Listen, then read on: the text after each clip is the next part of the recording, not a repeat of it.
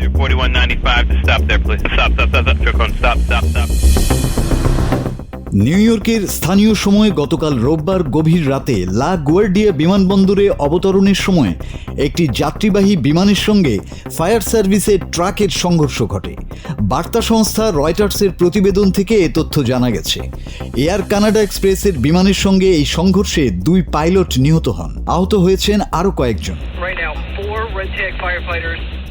কানাডার উড়োজাহাজ নির্মাতা সংস্থা বোম্বার্ডিয়ার অ্যারোস্পেসের তৈরি বোম্বার্ডিয়ার CRJ-900 মডেলের বিমানটি কানাডার মন্ট্রিয়ল থেকে 72 জন যাত্রী ও 4 জন ক্রু নিয়ে আসছিল।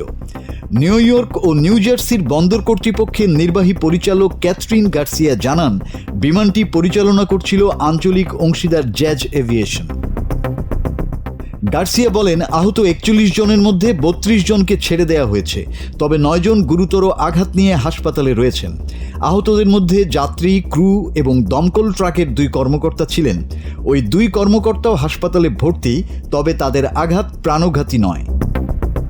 গার্সিয়া জানান, কানাডীয় বিমানটি অবতরণের সময় ফায়ার সার্ভিসের ট্রাকটি ইউনাইটেড এয়ারলাইন্সের একটি বিমানের দিকে যাচ্ছিল। সেই বিমানটিতে আগুন ধরে যাওয়ার পর যেমন গন্ধ তৈরি হয় সেরকম গন্ধ পাওয়া যাচ্ছিল। এর কয়েক মিনিট আগে প্রকাশিত এয়ার ট্রাফিক কন্ট্রোলের অডিওতে শোনা যায়, ইউনাইটেড এয়ারলাইন্সের ফ্লাইটটি কেবিনে গন্ধের কারণে জরুরি অবস্থা ঘোষণা করে। কন্ট্রোল রুম নিয়ন্ত্রকেরা ক্রুকে জানিয়েছিল যে ফায়ার সার্ভিসের ট্রাক এরই মধ্যে ঘটনাস্থলে রয়েছে।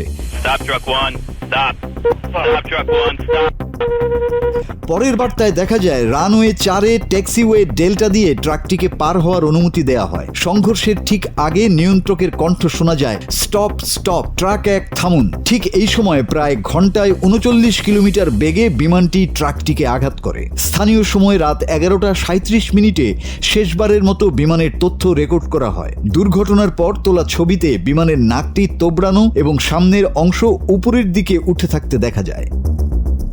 মাসুদ হাসান, বাংলা টিভি।